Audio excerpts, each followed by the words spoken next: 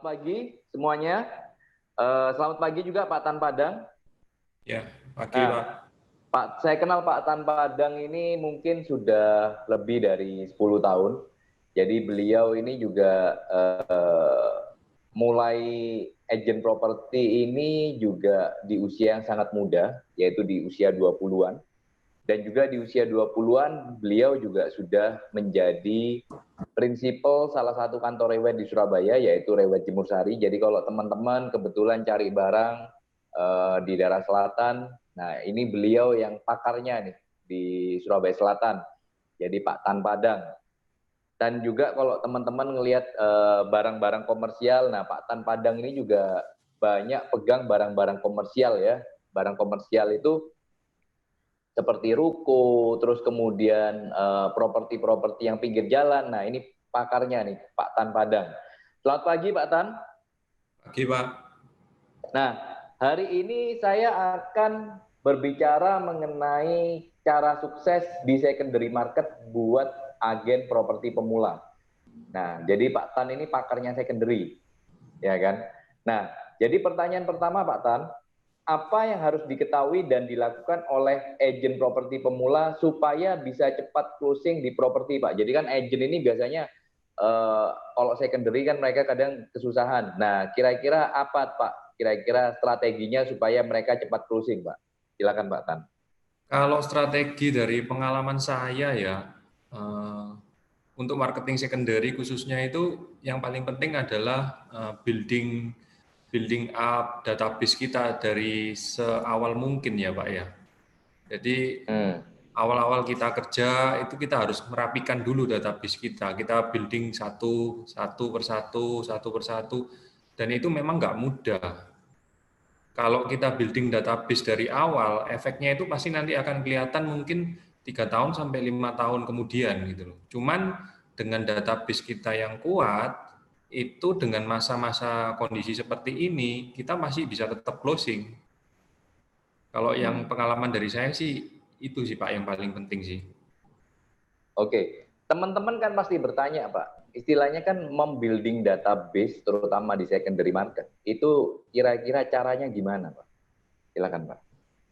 Kalau caranya ya dulu waktu saya awal jadi marketing ya pasti ngikutin ATP itu ya apa yang di ATP saya berjalanin benar-benar dari mencari listing terus mencari klien terus door knocking itu saya lakukan gitu loh. Oke, jadi awal-awal Bapak jadi dulu canvassing ya, ada Fishbo, Bapak telepon, terus kemudian ada koran, Bapak telepon, kira-kira seperti itu ya Pak ya? Iya Pak, awal-awal semua marketing kan pasti menjalankan seperti itu ya. Oke, terus kemudian Kita building pelan-pelan. Oke, terus kemudian dari spanduk yang dipasang, terus kemudian dari ini kan Bapak juga dapat database juga, itu yang Bapak juga sebut dengan database ya? Iya semua Pak, semua yang kita incoming call yang kita dapat itu kan itu database-nya kita. Oke, nah Dan tetapi sekarang kan mungkin dengan teknologi ini kan sangat-sangat membantu profesi kita ya Pak ya. Terutama kalau di Rewet kan saya memanfaatkan itu one system Pak. Di one system itu kan ada kita bisa input database-nya kita kan dan selamanya pasti akan tersimpan di cloud ya, di server ya. Jadi kalau handphonenya kita hilang atau agenda kita hilang, notes-nya kita hilang kan database kita nggak ikut hilang. oh itu Bapak pengguna one system juga ya? Berarti Iya, betul-betul saya menggunakan dimaksimalkan. itu. Saya Oke. maksimalkan. Dan marketing saya biasanya saya kasih contoh, ini loh saya sendiri pribadi memanfaatkan database. Jadi setiap marketing saya harap ngikutin saya. Jadi database-nya rapi gitu loh, nggak tercecer-cecer. Kalau database tercecer, contoh ya, kalau kita punya database 1 tahun kita pakai buku A, terus ganti tahun bukunya habis kita ganti buku B. Nah, begitu kita cari database customer kita misalnya mau nawarin barang kan harus bukain buku satu-satu Pak, kan kita kadang lupa itu dicatat di buku yang mana. Kalau tersimpan rapi kan kita tinggal search ketemu sudah orangnya. Hmm. Itu bisa dilakukan oleh one system ya, Pak ya? Bisa, Pak. Kalau itu kan ada konteks ya, My Konteks itu kan bisa Mm-mm. langsung search seperti kita cari nomor atau kontak di handphone kita kan. Cuman kan di sana kan lebih lengkap. Jadi dengan search misalnya Pak Andi muncul kan semua ininya, listingannya Pak Andi itu apa aja yang saya pegang. Oh, oke. Oke. Jadi memang itu database itu penting ya Pak ya. Jadi menurut pengalaman Bapak itu kira-kira sekarang itu setelah Bapak sekian tahun punya database, kira-kira kasaran Bapak punya berapa banyak database Pak? Kalau dari lihat konteks saya, bentar, sekitar 3.000 lebih, Pak. Wow, 3.000 lebih database. Iya. Oke, apakah dari 3.000 database yang Bapak sudah bangun itu masih bisa valid dan masih bisa digarap maksudnya itu? Valid, Pak, masih valid. Makanya itu dari awal kan memang dari start awal saya building database itu dari zamannya masih Android awal-awal itu saya sudah masukin Hmm. ini database saya ke cloud ya. Saya nggak simpan secara fisik ya. Jadi Hmm. mau handphone saya ganti beberapa kali pun saya tetap aman. Oke. Pak, mungkin teman-teman ini kan juga bingung. Bapak bilang database, database, database. Nah, pertanyaannya gimana sih database itu bisa membantu kita di saat untuk bisa closing di saat-saat sulit seperti gini, Pak? Kira-kira gimana sih Saya kerjanya ambil contoh ya. database? Ya. Kondisi sekarang kan memang kondisi yang spesial ya. Jadi kita kan nggak bisa berharap banyak dari kayak banner, iklan koran.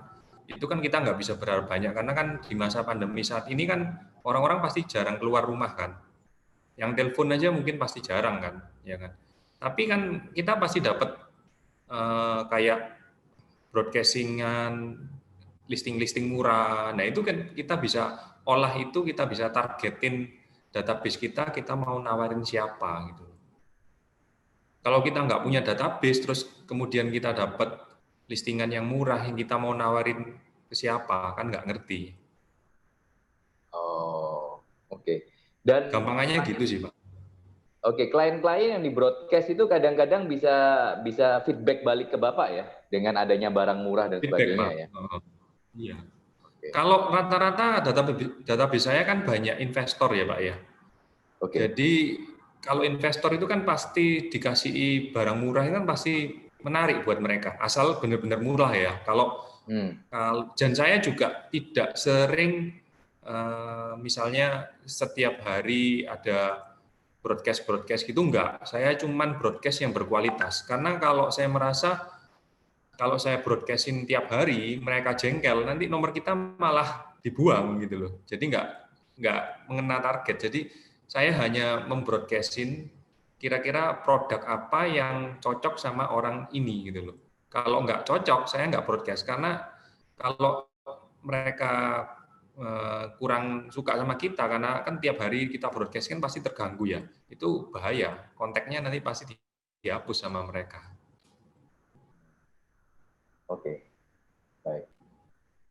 Jadi dengan pengelolaan database seperti itu akhirnya bisa menghasilkan closing. Nah, maka dari itu Iya, menurut Pak harus. Tan Padang ini kan juga database, pengelolaan database itu juga penting. Nah, pertanyaan saya begini, Pak. Bapak kan tadi menyebutkan investor properti, karena kan saya tahu sebetulnya klien properti kan ada dua macam. Pertama, end user, dan yang kedua, investor. Nah, selama ini dari closingan Bapak, kira-kira berapa persen kontribusi closingan dari end user dan berapa persen closingan dari investor, Pak? Kalau selama setahun terakhir ini sejak ada pandemi ini ya Pak ya, 90% closingan saya itu dari database, Dari bukan investor berarti? dari incoming call. Heeh. Dari investor berarti ya, Pak ya? Dari investor. Oke. Kalau yang masa normal, kira-kira berapa persen dari investor dan berapa persen dari end user kira-kira? 50-50 Pak. 50-50 ya? Oke, baik. 50-50. Nah, apa sih Pak bedanya, enak mana sih bekerja, maksudnya untuk investor atau bekerja untuk end user, Pak?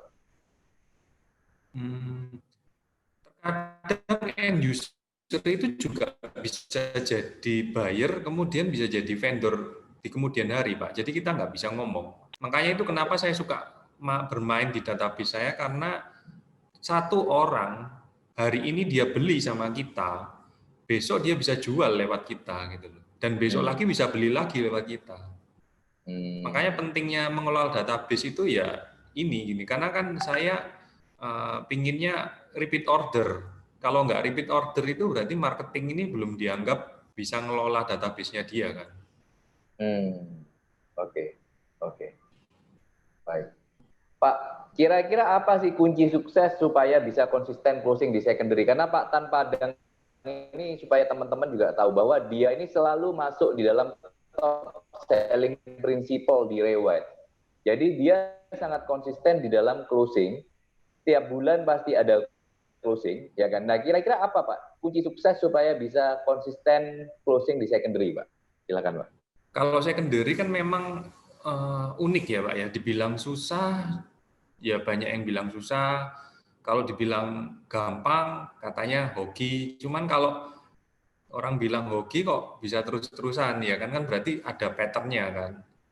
Nah, pattern-nya itu ya tetap mencoba. Kalau kita putus di tengah jalan ya berarti kita sudah memutus mata rantainya, nggak bisa continue sudah.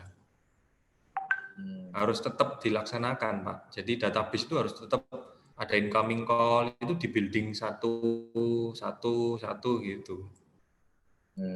Kan Jadi, tidak semua orang yang telepon kita itu permintaannya pasti sama dan kebutuhannya pasti sama, itu kan nggak pasti sama ya. Jadi kita harus bisa milah-milah si A begitu kita kontak ke kita itu kebutuhannya apa. Nah, kita kasih eh, pilihan yang mengena gitu loh. oke. Jadi pattern itu supaya teman-teman tahu pattern itu adalah seperti cari listing, terus kemudian kalau sudah cari listing kita pemasaran ya untuk cari incoming call. Nah, kira-kira itu Mm-mm. dijalankan secara rutin akhirnya bisa konsisten, betul ya Pak ya? Iya. Oke. Pak, menurut Bapak mana yang lebih penting, lebih baik, bekerja pada listing atau bekerja pada buyer, Pak? Kalau itu tergantung ya Pak ya, tergantung situasi sama kondisinya untuk saat ini ya. Kalau saat ini sih memang lebih banyak arahnya ini ya mengelola buyer ya Pak ya, karena kan listingan banyak ya, Hmm. listingan banyak, listingan teman-teman pun juga saya lihat-lihat banyak yang murah-murah. Nah ini saya lebih fokusin database kita untuk nyariin buyernya. Tapi kalau kondisi marketnya lagi bagus, ya kita fokus ganti yang lain.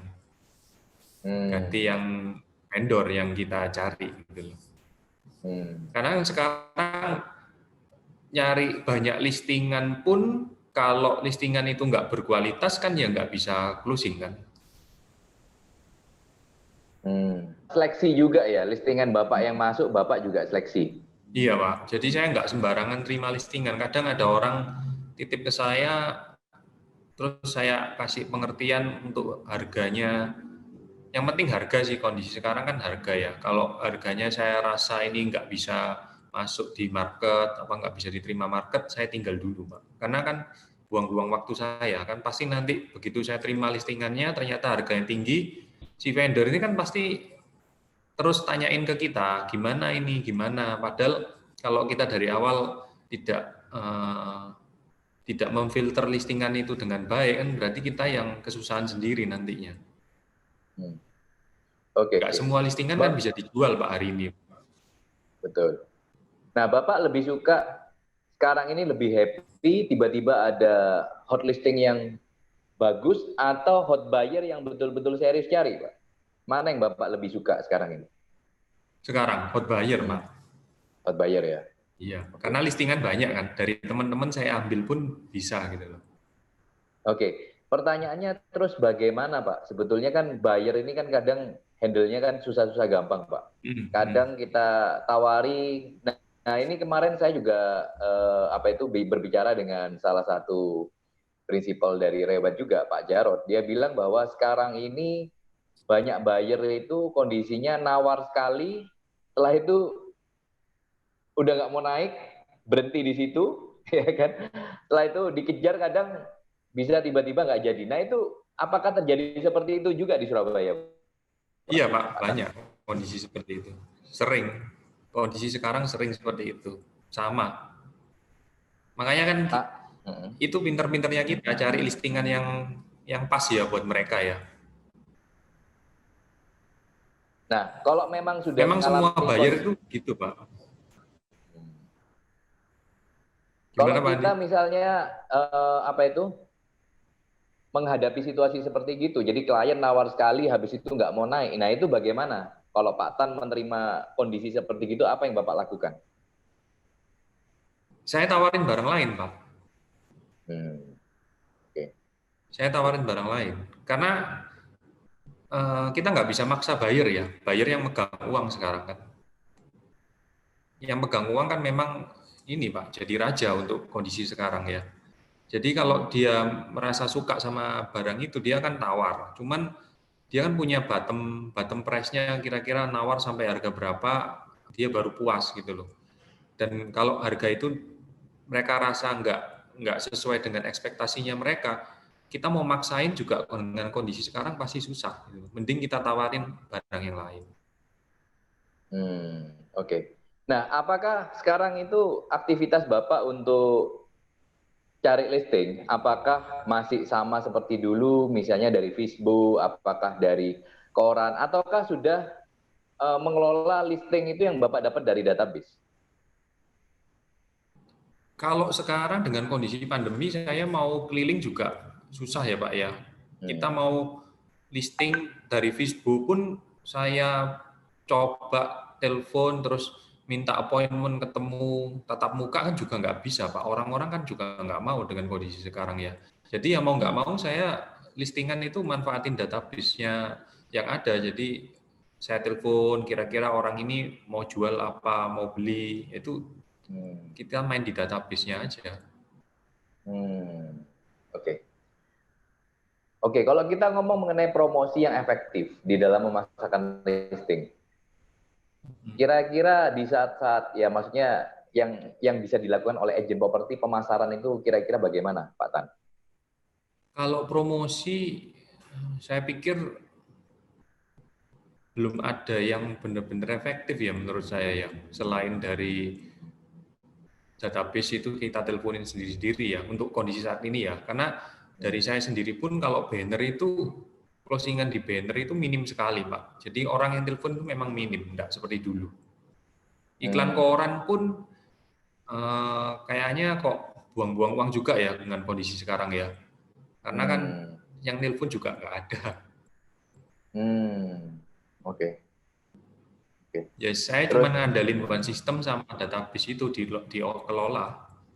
Oke, berarti dari Pak Tan promosi sekarang yang paling efektif adalah mengelola database itu. Karena 90% closingan berasal dari database itu sendiri ya Pak ya?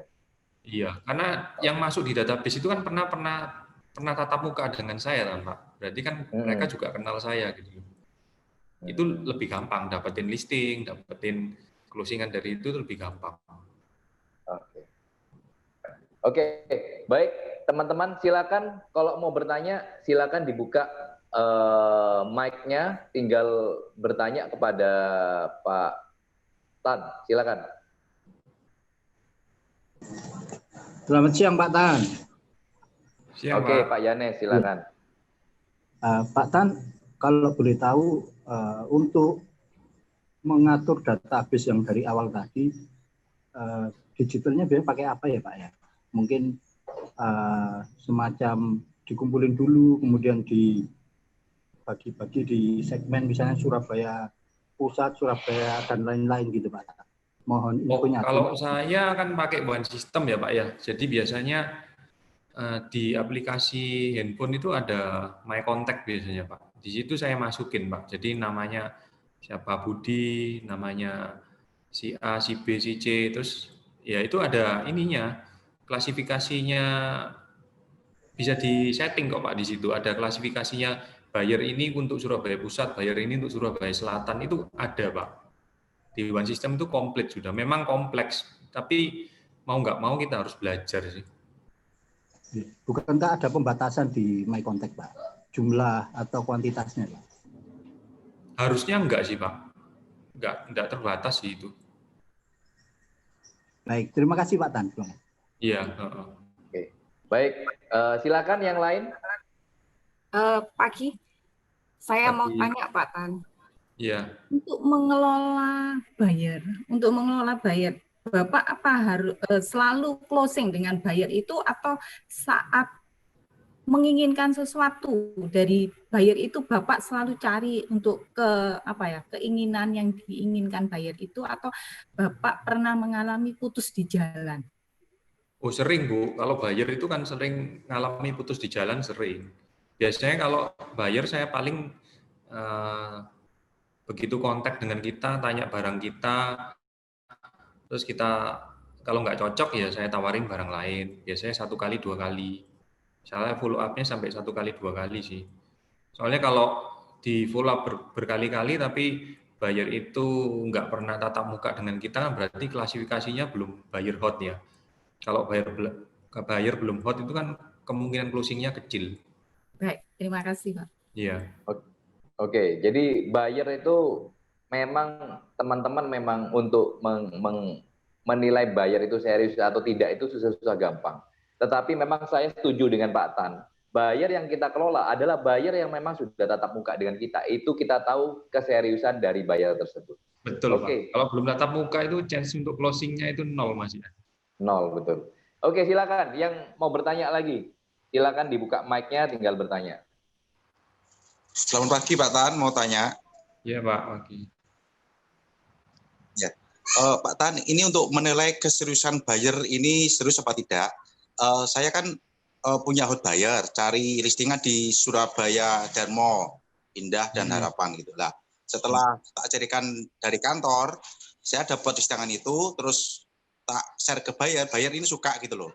Dan ternyata setelah buyer ini suka, ternyata produknya sudah laku gitu loh. Dan sampai sekarang tak cari-carikan terus, nggak nemu-nemu sing sesuai sing diinginkan gitu. Apakah buyer ini buat atau tidak? Padahal kita sudah sering tatap muka gitu loh, Pak Tan. Mungkin minta. Kalau buyer itu kan nggak bisa dibilang setia ya Pak ya. Pasti dia harus cepat Pak. Kita ngelola buyer itu harus cepat. Jadi makanya saya ngelola buyer itu biasanya kalau sudah lihat listingan saya, lah itu 1 kali 2 kali penawaran properti lain kalau nggak cocok itu harus bisa mengena. Kalau sudah nggak mengena, banyak-banyaknya sudah closing sama agent lain Pak. Kelamaan kalau saya pakai timeline ya, kalau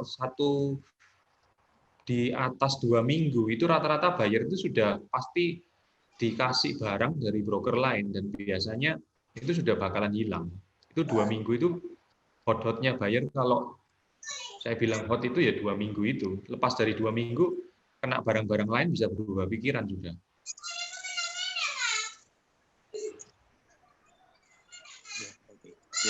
Makasih Pak Tan. Ya. Oke, mungkin yang tidak berbicara mungkin suaranya bisa di-mute supaya tidak masuk ke dalam ruang meeting ini. Oke, silakan yang mau bertanya lainnya. Saya Pak. Saya Pak. Oke, Pak. Oke, satu-satu Pak Indra dulu, silakan. Ya, tadi kan disebut ada sekitar 3.000 database ya. 3.000 database itu maksudnya yang pernah beli atau hanya respon? Yang pernah tatap muka sama saya, Pak. Pernah tatap muka. Ya. Nah, biasanya terus, yang pernah tatap muka sama saya itu kontaknya langsung saya save, Pak. Oke. Nah, itu tadi kan dikatakan bahwa ada follow up. Kalau 3.000 database itu follow up-nya kan susah, Pak. Misalnya kalau kita harus telepon satu persatu itu kan repot.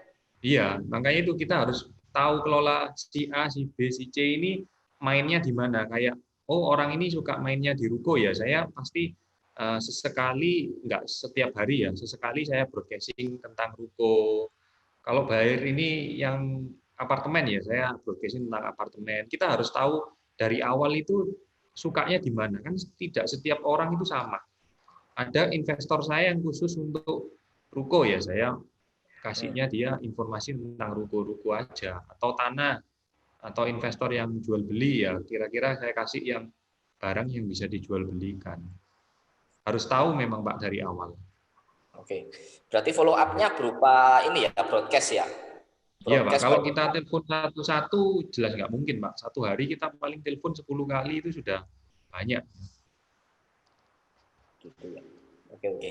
Kira-kira berapa kali ya Pak ya dalam seminggu kalau mau follow up? Dalam artian apa Pak? Kita mau nawari barang atau nawarin Nawari barang. barang ya? Biasanya kalau saya sih saya broadcast cukup sekali ya Pak. Kalau dia interest kan pasti ada feedbacknya. Kalau ada feedback berarti kita harus tindak lanjuti. Kalau nggak ada feedback ya berarti next minggu depan atau bulan depannya kita kirimin lagi. Oke, oke Pak. Oke. Ya, makasih Pak. Jadi intinya kalau saya tangkap dari Pak Tan tadi pertanyaan Pak Indra, jadi tidak harus ada, maksudnya broadcast kepada investor itu nggak harus seminggu sekali, apa tergantung kesediaan barang, betul ya Pak? Ada barang hot ya kita broadcast, nggak ada ya sudah. Karena Ya, kalau begitu. saya merasa kalau kita terlalu sering broadcast, itu nanti istilahnya jadi spam ya Pak buat mereka ya. Jadi kan mereka juga nggak happy gitu loh. Kan masa ya kita harus posisikan kita ke seperti buyer ya. Misalnya saya investasinya suka di tanah ya. Terus kalian broadcastnya tentang apartemen terus, ya lama-lama ini pasti nggak happy gitu loh. Makanya pentingnya itu adalah mengkategorikan database. Dikategorikan apakah ini database untuk komersial, ruko, ataukah untuk apartemen dan sebagainya. Nah, itu perlu sekali teman-teman untuk mengkategorikan database. Oke, silakan ada pertanyaan tadi setelah Pak Indra, silakan. Ya Pak, saya Pak dari Rewet. Mungkin ini videonya dibuka Bu, biar tahu siapa. Iya Pak, saya dengan Ria. Oh, Pak Bu Ria, oke silakan Bu. Oke, ini teman yang memang kita sudah kenal lama, tapi kita belum melakukan tatap muka Pak, yang menanyakan by phone. Kemudian yang ditanyakan itu saya butuh waktu sekitar 3 hari Pak, untuk barangnya ada. Kemudian saya sampaikan, ternyata dia menjawab, mereka juga sedang mencari yang lain dan mereka juga sudah memprospek di tempat itu, tapi dengan maksud saya di jalan yang sama hanya berbeda nomor. Ya, nah hal maksudnya seperti barang itu yang sama atau barang yang beda? Sorry, barangnya beda, tetapi masih di satu kompleks yang sama gitu Pak ya. Oh, jadi si buyer ini dapat penawaran rumah lain di dalam komplek yang sama gitu. Ya, entah dia mencari sendiri atau dia melalui agent yang lain, saya nggak tahu. Apakah ini termasuk ketidakseriusan juga ya? Iya, masih belum. Jadi barang yang kita tawarin ke dia berarti nggak cocok, Bu. Saya baru kasih jawaban 3 hari, Pak. 3 hari setelah dia tanya, karena saya butuh waktu juga. Dia bayarnya itu sempat survei, terus ajukan penawaran atau belum? Belum. Jadi waktu itu nanya ke saya hari Jumat, kemudian hari Sabtu sih sudah saya... Oh, tanya aja. Ya, tanya, minta dicarikan. Ya. Kemudian hari Senin kemarin saya kasih semua datanya, lengkap. Oh, kalau belum survei, belum tatap muka, belum bisa dikategorikan hot buyer. Oh, iya Pak. Iya. Iya. Terus kemudian kalau misalnya saya juga pernah mengalami buyer, ini vendor saya sangat serius mau beli, sudah melihat beberapa kali, tapi terus kemudian mental lagi Pak. Nah ini hal-hal seperti ini, apa saya biasanya sudah alasannya kalau mental gitu harga, Bu. Iya betul sih memang. Harganya biasanya, mungkin harganya yang belum masuk ekspektasinya mereka. Oh, iya. Dan biasanya kalau harganya nggak masuk ekspektasi, terus mereka juga dapat penawaran barang yang sejenis lebih murah, ya pasti mental di kita. Iya Pak, baik Pak, terima kasih. Ya, cukup. Oke, silakan. Ada yang lain lagi? Saya Pak Andi. Pak Tan, mohon maaf, kembali kepada database. Pada saat dilakukan penawaran, kalau paling tidak empirisnya, pendekatannya, seleksinya Pak Tan bagaimana? Misalnya kita kan walaupun ketemu dengan buyer, cuman kita kan belum tahu kemampuan buyer, Pak. Jadi bagaimana Bapak tahu kalau database Bapak itu benar-benar memang membutuhkan itu. Terima kasih Pak Tan. Jadi intinya bagaimana caranya tahu database kita kekuatan buying power-nya seperti apa gitu ya Pak ya? Betul Bapak, betul. Sudah pernah tatap muka Pak dengan bayarnya?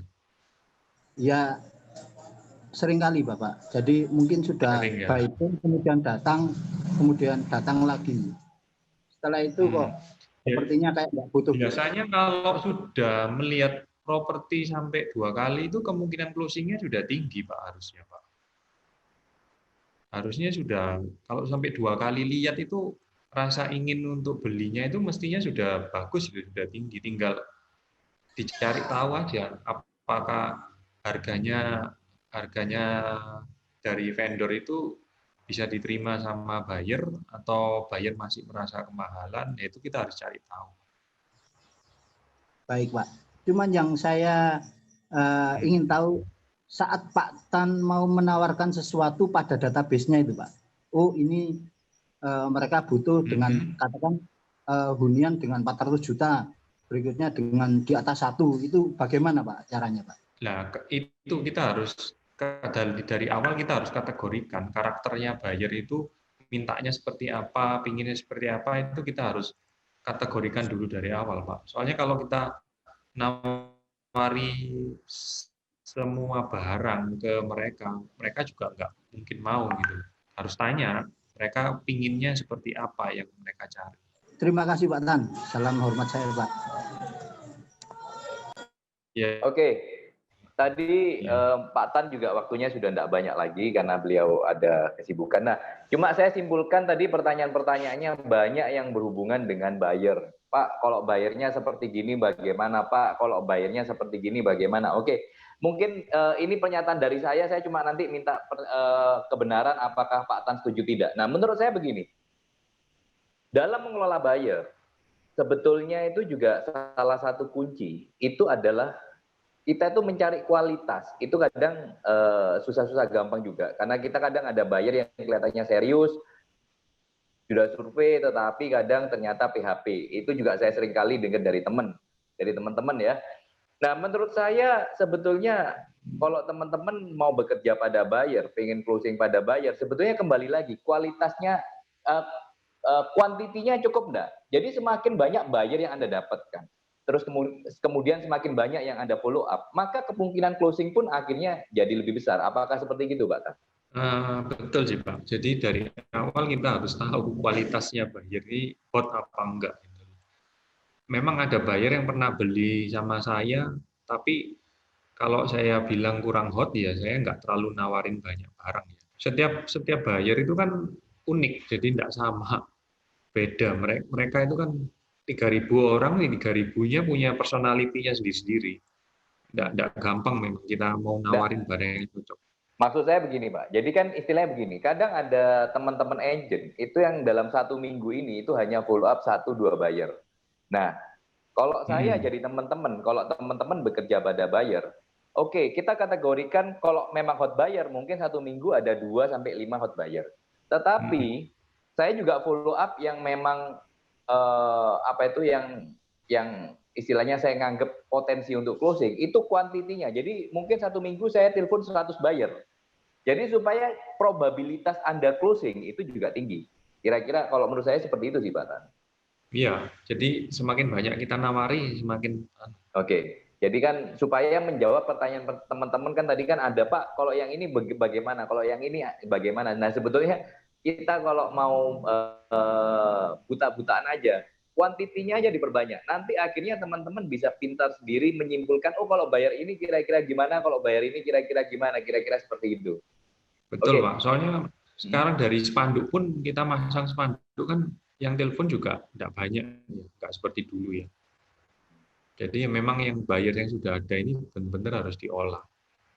Oke. Setuju Pak. Oke Pak, mungkin kan Bapak juga waktunya sudah tidak banyak. Kira-kira pesan terakhir buat teman-teman supaya bisa sukses di secondary itu kira-kira bagaimana Pak Tan? Silakan. Kalau untuk sukses di secondary ya saya rasa ini ya, harus konsisten ya Pak ya, harus continue ya. Jadi database itu dibangun dari satu persatu kan, nggak mungkin misalnya 100 database dalam sehari kan nggak mungkin Pak. Paling satu hari dapat satu hari dapat 2. Itu kita bangun ya.